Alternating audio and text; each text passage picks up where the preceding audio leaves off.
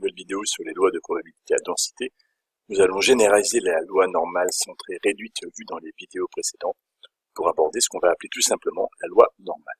Nous avions défini dans les vidéos précédentes la loi normale centrée réduite dont la fonction de densité de probabilité était donnée donc par cette représentation graphique ici avec un maximum en 0,4 et une symétrie par rapport à l'axe des ordonnées. Maintenant, on comprend bien que les phénomènes qu'on va devoir étudier qui sont régis par la loi normale ne vont pas tous couvrir exactement cette représentation graphique. On imagine par exemple un agriculteur qui va mesurer les masses de ses tomates par exemple à un moment donné, et bien il va y avoir des tomates qui sont plus légères que d'autres et puis il va y avoir en fait une valeur un peu centrale sur laquelle une majorité des tomates va obtenir une masse, peu importe la masse, et puis certaines qui vont être un peu plus grosses, et globalement on aura une distribution en forme de cloche, mais évidemment tout ne sera pas centré en 0. On comprend bien que pour les masses des tomates par exemple, eh bien ce serait centré en 100 grammes ou 200 grammes, et donc on va être amené à décaler cette représentation graphique pour pouvoir la centrer dans les valeurs qui nous intéresseront lorsqu'on fera des applications concrètes. Et évidemment, la distribution ne va pas toujours être exactement harmonieuse comme ça, la courbe pourrait être plus ou moins étalée selon les phénomènes qu'on étudiera. On respectera toujours la propriété de symétrie, mais la fonction doit être, la représentation graphique, on doit être capable de la décaler et de modifier l'étalement de sa courbe. Il y a donc deux paramètres qui vont nous servir à ça. Le paramètre de l'espérance, elle était centrée en 0, on l'avait appelé mu, qui était l'espérance de la loi normale.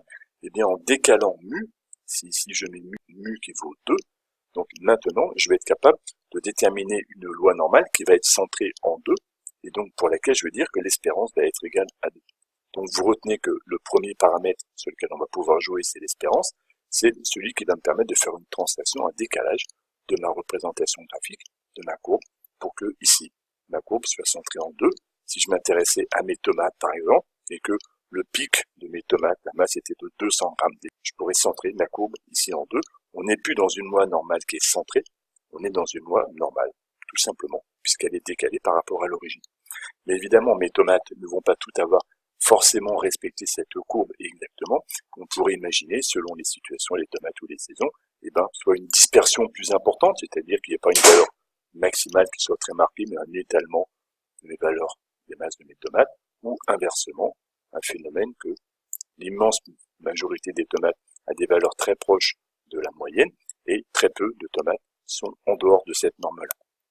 Et c'est ce paramètre de dispersion qui mesure si les valeurs sont très très centrées autour de la moyenne, c'est ce qu'on va appeler sigma, l'écart type. Plus l'écart type est petit, plus finalement l'écart qui est là donc est faible, et donc plus les valeurs sont centrées autour de la moyenne. Et plus la valeur de mon écart type va être grand, plus donc la largeur de la bande qui est rose ici là, va être large, plus cela veut dire que les valeurs sont dispersées, sont éloignées de la moyenne qui ne représente plus une valeur très très particulière, et donc là j'ai un sigma qui vaut 1,5, 2, etc., qui représente une courbe extrêmement étalée. Ce qu'il faut comprendre, c'est que la valeur de mu, la valeur de la moyenne de l'espérance, elle se repère tout de suite graphiquement. On donne une représentation graphique ainsi. Je repère la valeur centrale mu tout de suite 2.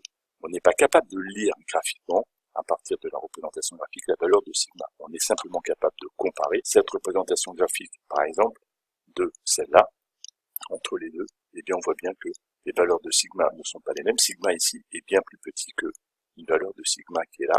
On peut donc comparer des valeurs d'écart type pour différentes courbes, mais on n'est pas capable visuellement de déterminer comme ça facilement la valeur de sigma.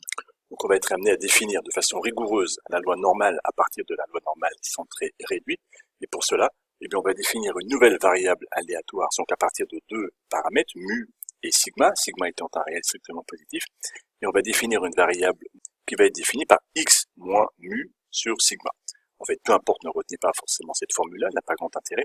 Elle exprime en fait, ce qu'on a essayé de voir graphiquement, c'est la translation de mu, c'est-à-dire que ma courbe va être décalée, et la dilatation, ou pas de ma courbe, de facteur sigma. C'est une définition en fait algébrique qui permet de caractériser la variable aléatoire qui suit une loi normale, mais cette expression-là ne sera pas utilisée dans les calculs.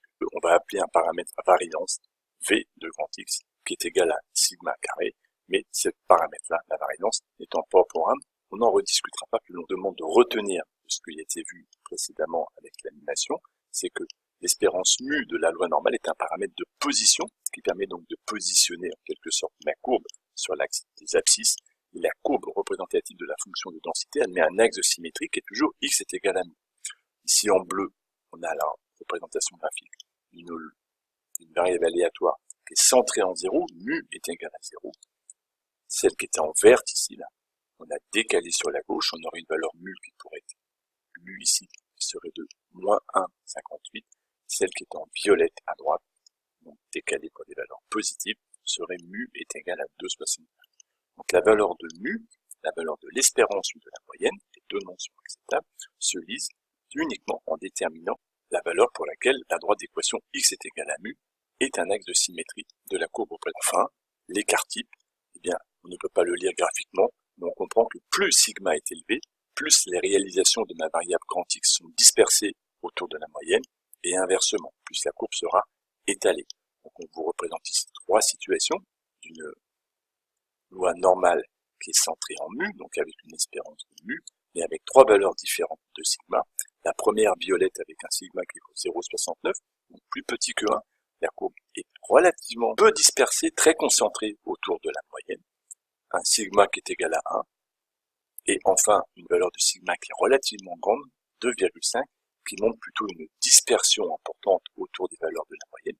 Les valeurs sont très largement étalées, donc plus sigma est grand, plus ma courbe est étalée et moins le sommet est haut, et inversement, plus sigma est petit, plus le sommet est haut et moins la courbe est étalée.